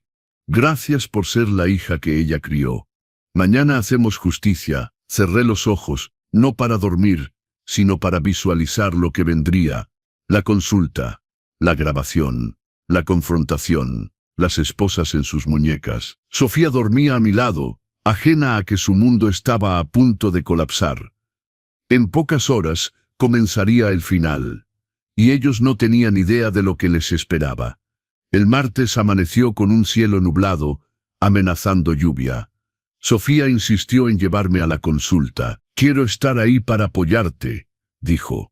Traducción, quería garantizar que fuera realmente, que no sospechara y huyera. El consultorio del doctor Salazar estaba en un edificio médico discreto, sala de espera con revistas viejas, una recepcionista aburrida. El olor característico de hospital, que siempre me había mareado. Sofía se sentó a mi lado, sosteniendo mi mano. La imagen perfecta de la esposa devota. La grabadora que Ricardo Blanco había proporcionado estaba escondida en el forro de mi saco. Pequeña, poderosa, imposible de detectar sin un barrido profesional. Ricardo había garantizado su calidad. Capturará hasta su respiración. Señor Ricardo Mendoza. La recepcionista llamó. Me levanté y Sofía se levantó conmigo. ¿Quieres que entre contigo? No, está bien. Forcé una sonrisa. Son solo exámenes. De acuerdo, te espero aquí. Entré al consultorio. El doctor Carlos Salazar era exactamente como lo había imaginado. Principios de los 60. Cabello gris, lentes, bata blanca impecable. Una apariencia respetable, la máscara perfecta para un criminal. Señor Ricardo, encantado de conocerlo. Siéntese, por favor. Su voz era suave, profesional. Su esposa me llamó preocupada por ciertos síntomas que presenta. ¿Quiere hablarme de esto? Y comenzó. Preguntas aparentemente inocentes. Se siente confundido. Olvida cosas frecuentemente. ¿Tiene dificultad para seguir conversaciones? Respondí sí a todo, exagerando ligeramente. Hablé de los olvidos de la semana pasada. Él anotaba todo, asintiendo con comprensión. Luego vinieron las pruebas cognitivas. Preguntas simples de memoria, problemas matemáticos básicos, ejercicios de orientación temporal y espacial. Deliberadamente fallé algunos, no todos, eso sería demasiado obvio, pero suficientes para parecer tener un leve declive cognitivo. El doctor Salazar frunció el ceño, preocupado. Señor Ricardo, voy a ser franco, estos resultados son preocupantes. Indican un posible inicio de demencia. Demencia. Dejé que mi voz temblara. Pero me siento bien, solo un poco cansado. Es común negar al principio. Pero vea, giró la computadora para mostrarme una pantalla con gráficos que no significaban nada.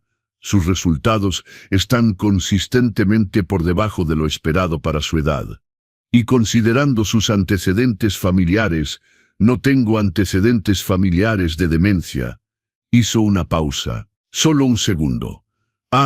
Su esposa mencionó que su padre tuvo problemas cognitivos en sus últimos años. Mentira. Mi padre murió de un ataque cardíaco a los 72, lúcido hasta el último día. Pero ahí estaba, el doctor Salazar construyendo un historial falso. De verdad, fingí confusión. No recuerdo eso. ¿Ve? Otro signo. Se inclinó hacia adelante, su voz llena de falsa compasión. Señor Ricardo, Recomiendo fuertemente que consideremos una intervención. Hay establecimientos especializados que pueden ayudarlo, garantizar su seguridad. Pero vivo con mi esposa. Aún así, ella trabaja, no puede estar con usted 24 horas. Y si algo pasara cuando está solo, una caída, olvidar la estufa encendida. Estaba construyendo el caso para el internamiento, exactamente como Lucía había predicho. ¿Y si no quiero ir a un establecimiento? Su sonrisa nunca vaciló. Entonces trabajaríamos con su familia para garantizar supervisión apropiada, pero francamente, basándome en lo que veo, creo que cuidados profesionales serían mejores. Voy a preparar un reporte detallado y recomendaciones. Su esposa puede venir a recogerlo mañana. ¿Mañana? ¿Tan rápido? En casos como este, la rapidez es importante. Mientras antes comencemos tratamiento apropiado. Mejor. Tratamiento. Código para medicamentos que me volverían dócil, confundido, validando el diagnóstico falso. Entiendo, me levanté. Gracias, doctor. Se levantó también, extendiendo la mano. Cuidaremos bien de usted, señor Ricardo. Lo prometo. Otra promesa vacía. Salí del consultorio. Sofía se levantó inmediatamente. ¿Y entonces? ¿Qué dijo? Dijo que puede ser demencia, que quiere internarme en algún lugar. Dejé que lágrimas llenaran mis ojos, no de tristeza sino de rabia contenida. Sofía me abrazó. Tuve que obligarme a no retroceder. No tienes que tener miedo. Estoy aquí. Haremos lo que es mejor para ti. Lo mejor para ti. Nunca para ella. Siempre esa falsa preocupación. En el auto, Sofía estaba animada. Intentaba ocultarlo, pero yo veía. Recogeremos el reporte mañana y luego decidiremos los siguientes pasos. De acuerdo, pero los siguientes pasos no serían los que ella imaginaba, porque cuando llegamos a casa, había un auto estacionado al frente. Un auto que Sofía no reconocía, pero yo sí. Era el de Ricardo Blanco. Y saliendo del auto, había Ricardo, un hombre en traje que tenía abogado escrito por todos lados, y dos policías de civil. Sofía frenó bruscamente. ¿Quiénes son esas personas? La justicia, respondí. Mi voz ya no temblaba, sino que era dura como el acero. Es la justicia, Sofía. Salí del auto antes de que pudiera reaccionar. Ricardo se acercó, sonriendo profesionalmente. Señor Ricardo, traje a quienes solicitó. Este es el licenciado Felipe Ruiz, fiscal especializado en fraude y abuso de ancianos. Y estos son los inspectores Martínez y López. Sofía salió del auto, confundida y comenzando a preocuparse. Ricardo, ¿qué está pasando? ¿Qué está pasando? Me volteé hacia ella completamente. Es que se acabó, Sofía. El juego terminó. Lo sé todo. Vi el momento exacto en que comprendió. Vi el pánico encenderse en sus ojos antes de que su máscara de control intentara regresar. ¿Sabes qué? ¿De qué hablas? Sé sobre los 12 millones que robaste. Sé sobre el romance con Valeria. Sé sobre el plan para internarme basándote en un diagnóstico falso. Sé sobre el doctor Salazar y cuánto le pagaste. Lo sé todo. El fiscal dio un paso adelante. Señora Sofía Costa, tengo una orden de cateo para esta residencia y sus dispositivos electrónicos. También autorizo su detención para interrogatorio concerniente a sospechas de fraude financiero, conspiración para internamiento ilegal y desfalco.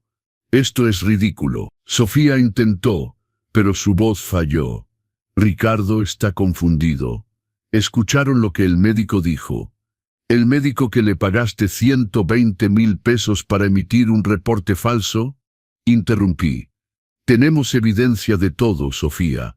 Video, audio, estados bancarios, todo. Los inspectores se acercaron. Señora Costa, tiene que venir con nosotros. Y ahí fue cuando Sofía se derrumbó. Intentó correr. Realmente intentó correr como si pudiera escapar. Los inspectores la atraparon en 3 pasos, poniéndole esposas mientras gritaba. Ricardo, detén esto, podemos hablar. Podemos resolver esto. No hagas esto. Deberías haber pensado en eso, respondí fríamente, antes de planear encerrarme y dejarme morir lentamente en una institución psiquiátrica. Mientras la llevaban, otro auto llegó. Miguel y Valeria habían venido, sin duda, para ver cómo había ido la consulta. Salieron del auto y se congelaron al ver a Sofía siendo metida en un auto policial. ¿Ricardo? Miguel comenzó a acercarse, pero los inspectores bloquearon. ¿Miguel Mendoza y Valeria Mercado? Preguntó el inspector Martínez. Sí, pero también tenemos preguntas para ustedes concernientes a su participación en una conspiración de fraude. El rostro de Valeria perdió todo color. Miguel intentó aparentar inocencia. ¿Qué conspiración? No sé de qué hablan. Saben muy bien, dijo una nueva voz. Lucía salió de otro auto que acababa de llegar. Saben muy bien, y tengo grabaciones de ustedes planeando todo.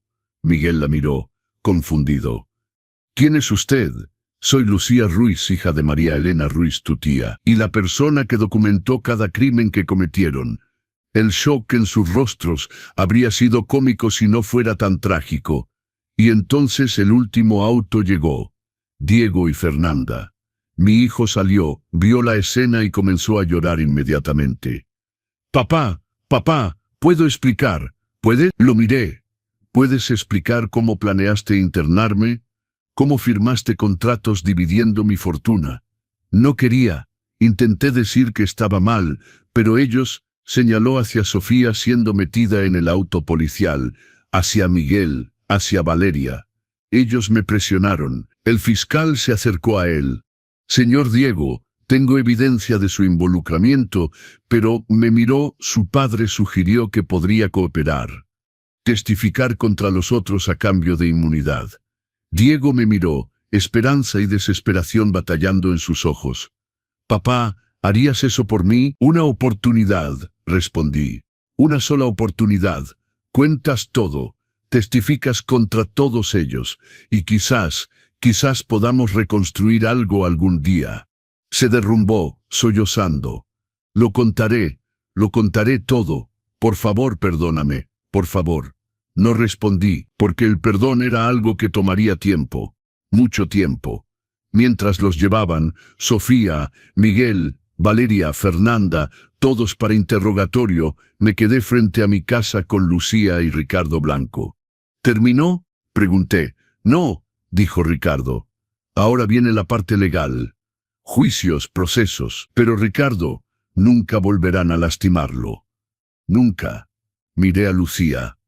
Gracias, por todo. Ella sonrió. De nada, es lo que hace la familia. Familia. Quizás todavía había esperanza para ese concepto.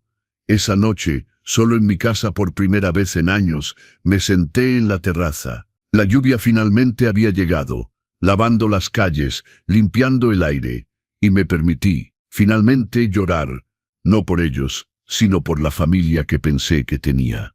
Por los años perdidos, por la confianza traicionada. Pero también lloré de alivio, porque estaba libre de manipulación, libre de mentiras, libre de vivir con miedo. Al día siguiente, comenzaría el proceso legal.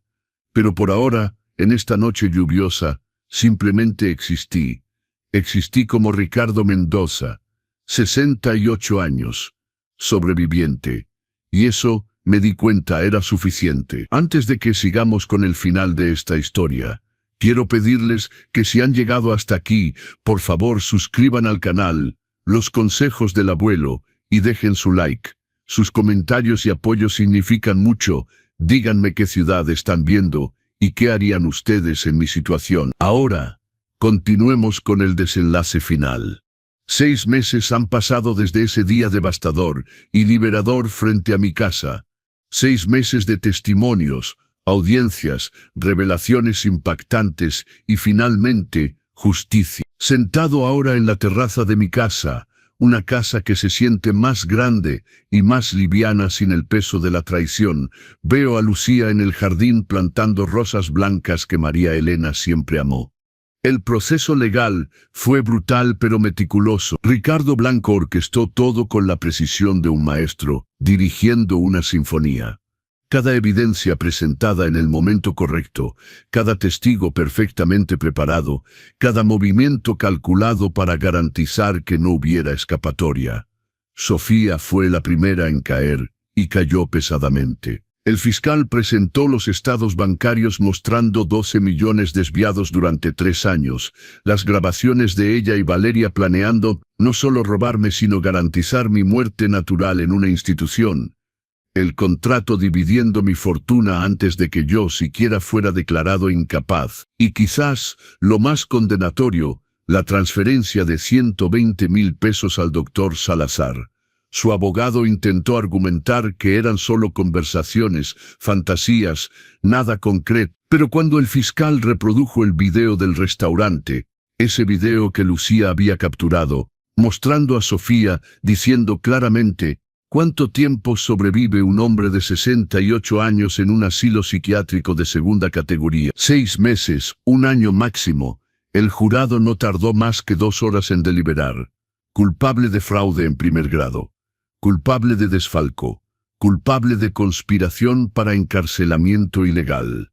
Culpable de intento de explotación de una persona mayor vulnerable. La sentencia: 15 años de prisión sin posibilidad de libertad condicional durante los primeros 8 años.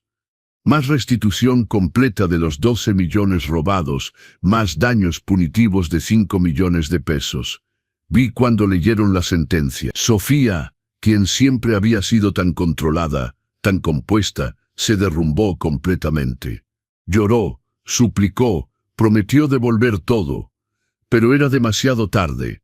Y cuando sus ojos encontraron los míos a través de la sala del tribunal, había odio puro ahí, el odio de un depredador que había sido superado por su presa. No sentí nada, ni satisfacción, ni lástima, solo un vacío donde antes existía la confianza. El doctor Salazar fue procesado separadamente. La grabación de nuestra consulta donde construyó un diagnóstico falso basado en pruebas manipuladas y un historial médico inventado fue devastadora.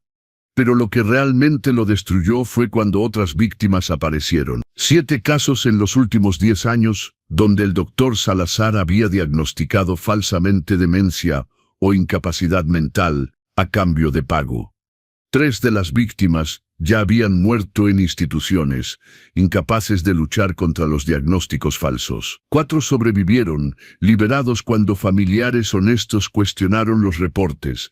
Cada una de esas familias testificó, cada testimonio fue otra condena. El doctor Carlos Salazar perdió definitivamente su licencia médica. Fue sentenciado a 12 años de prisión, y en una ironía poética, fue condenado a pagar restitución a todas las víctimas, un total que lo dejaría financieramente arruinado por el resto de su vida. Valeria intentó hacer un trato. Ofreció testificar contra Sofía a cambio de inmunidad, pero el fiscal rechazó. Tenían demasiada evidencia contra ella también. Las grabaciones de sus conversaciones con amigas presumiendo del plan. Los estados de hotel, mostrando el romance de 18 meses, su papel activo en manipular a Miguel. Fue sentenciada a 8 años. Y cuando la sentencia fue leída, me miró con un odio que rivalizaba el de Sofía. «Usted destruyó mi vida», gritó a través del tribunal. «Podría haber sido feliz, destruiste tu propia vida», respondí calmadamente, «cuando elegiste construir tu felicidad sobre mi muerte». Miguel fue complicado. Mi nieto era simultáneamente víctima y villano, víctima de la manipulación de Sofía y Valeria. Villano por sus propias elecciones codiciosas. Cooperó completamente, testificando contra Sofía y el doctor Salazar, admitiendo su participación, expresando remordimiento que parecía genuino. O quizás solo era bueno para decir lo que la gente quería escuchar. Difícil saberlo con Miguel, quien siempre había sido hábil en eso. Su sentencia fue más leve, 5 años con posibilidad de libertad condicional.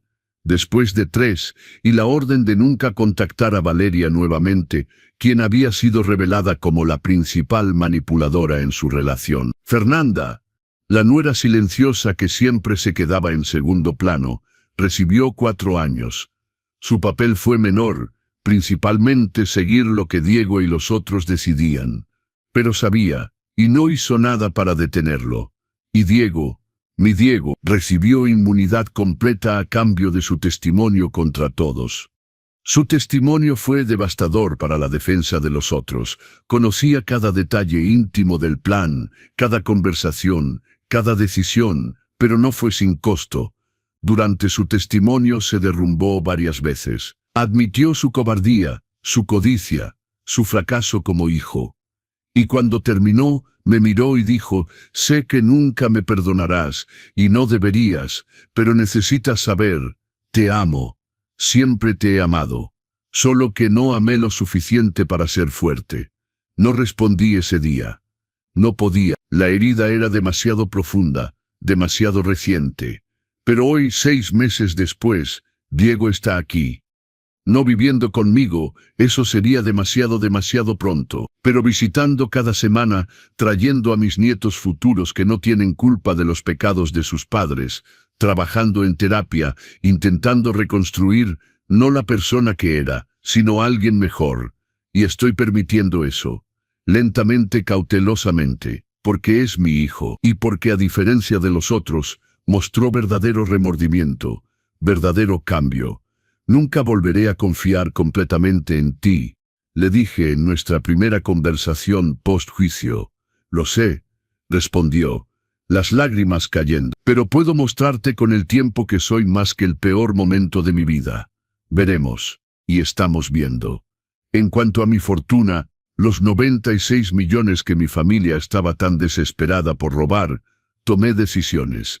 Primero, recuperé los 12 millones que Sofía había desviado, cada peso rastreado a través de cuentas offshore y repatriado. Ricardo Blanco fue implacable en eso. Segundo, establecí un fondo de protección para víctimas de abuso financiero de personas mayores. 25 millones de pesos generando dividendos que ayudan a personas que pasaron por lo que yo casi pasé. Investigación gratuita, representación legal, refugio si es necesario. Está administrado por Lucía, quien descubrió tener un talento natural para la defensa y la justicia. Dejó su trabajo en el restaurante y ahora se dedica tiempo completo al fondo. Ya hemos ayudado a 17 personas en 6 meses. 17 vidas salvadas. Tercero, cambié completamente mi estructura de herencia. Diego recibirá algo eventualmente si continúa probando que ha cambiado. Sus hijos, mis nietos, tienen fondos fiduciarios establecidos a los que accederán a los 25 años. Imposible tocarlos antes, imposible para Diego o Fernanda manipular. Pero la mayor parte, 50 millones de pesos, irán a Lucía cuando fallezca. No porque sea más merecedora que mi hijo biológico, sino porque probó ser lo que la familia debería ser. Protectora, leal, honesta. María Elena estaría orgullosa de ti, le dije cuando le mostré el Nuevo Testamento. ¿Crees? Sus ojos brillaron con lágrimas. Lo sé, eres exactamente la hija que habría querido criar públicamente. Y ahora puedo darte lo que ella no pudo. Reconocimiento, familia, pertenencia. Lucía vive conmigo ahora, no como empleada o cuidadora, sino como familia. Cenamos juntos, reímos juntos, trabajamos en el fondo juntos y lentamente construimos lo que debería haberse construido hace décadas. Ricardo Blanco continúa administrando mis inversiones. Los 21 millones restantes han crecido a 24 en estos 6 meses. Va a morir muy rico. Bromeé. Podría dejar de trabajar completamente, pero no quiero. A 68 años, he redescubierto un propósito. El Fondo de Protección, conferencias sobre reconocer señales de abuso financiero, asesoría para familias navegando dinámicas complicadas de herencia. Uso mi historia, vergonzosa, dolorosa, expuesta públicamente durante los juicios, como enseñanza. Esto puede pasarle a cualquiera. Digo en las conferencias. No importa qué tan inteligente sea, qué tan exitoso, qué tan cuidadoso, los depredadores son profesionales, pero puede sobrevivir y puede prosperar. Y en cuanto al futuro, Sofía está en una prisión de seguridad media a 300 kilómetros de aquí. Ha enviado 5 cartas que he destruido sin leer. No hay nada que pueda decir que quiera escuchar. Valeria está en prisión para mujeres cumpliendo apenas su sentencia. Escuché que encontró religión. Quizás sea sincero. Quizás sea otra manipulación. No me importa lo suficiente para averiguarlo. Miguel escribe ocasionalmente. Cartas llenas de disculpas, promesas de cambio cuando salga. Respondo brevemente, manteniendo la distancia. Es mi nieto, siempre lo será. Pero la relación que teníamos murió en ese video del restaurante. El doctor Salazar lo perdió todo. Familia, carrera, reputación, libertad. A veces me pregunto si reflexiona sobre las vidas que arruinó por dinero. Probablemente no. La gente como él rara vez tiene capacidad para verdadera autorreflexión. Fernanda cumple su sentencia tranquilamente. No ha contactado. Quizás tiene vergüenza. Quizás no le importa. No lo sé. Y yo estoy libre. Libre de manipulación. Libre de falsedad. Libre de la ilusión de que familia biológica significa automáticamente amor y lealtad. He aprendido que la verdadera familia se elige. Es Lucía plantando rosas en el jardín.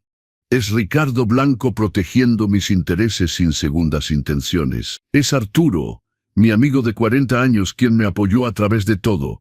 Es incluso Diego, intentando redimirse un día a la vez. ¿Eres feliz?, pregunta Lucía ahora, uniéndose a mí en la terraza, las manos sucias de tierra. Pienso en la pregunta, ¿feliz? No exactamente. Las cicatrices son demasiado profundas, demasiado recientes. Estoy en paz, respondo honestamente. Por primera vez en años, quizás décadas, estoy en paz. Porque ya no hay máscaras, no más mentiras, no más preguntas sobre quién ama mi dinero versus quién me ama. Las personas en mi vida ahora están aquí por elección, por afecto genuino, por respeto mutuo. Y eso, miro a Lucía, vale más que cualquier fortuna. A mamá, dice Lucía, levantando su vaso de té helado. A María Elena, concuerdo, tocando mi vaso con el suyo, quien nos reunió, quien protegió incluso después de la muerte, quien verdaderamente amó. Las rosas blancas que plantó florecerán en primavera, un símbolo de nuevo comienzo, de belleza emergiendo de tierra oscura. Y cuando florezcan, estaré ahí para verlas, libre, fuerte, sobreviviente. A 68 años, mi vida no terminó cuando descubrí la traición. Comenzó de nuevo, y este nuevo comienzo, construido sobre verdad y elección consciente, es más valioso que todo lo que vino antes. Porque al final, la mayor venganza no fue ver a mis traidores encarcelados, fue negarme a ser destruido por ellos, fue prosperar, fue vivir, y vivir bien. Entonces, ¿qué piensan de mi historia? De todo lo que atravesé, descubrí y superé. Si permanecieron conmigo hasta el final de este viaje, por favor, suscríbanse al canal Los Consejos del Abuelo y dejen su like. Esto me ayuda enormemente a continuar compartiendo historias importantes como esta. Y díganme en los comentarios de qué ciudad están viendo, y qué harían si descubrieran que su familia conspiraba contra ustedes. ¿Tendrían el valor de confrontarlos como yo lo hice? Muchas gracias por acompañarme a través de esta historia tan dolorosa, pero también tan importante sobre traición, supervivencia y nuevo comienzo. Compartir esto con ustedes ha sido catártico. Recuerden, la verdadera familia no es solo sangre, es lealtad, es verdad, es amor sin agendas ocultas. Hasta la próxima historia. Un fuerte abrazo de alguien que aprendió que nunca es demasiado tarde para comenzar de nuevo.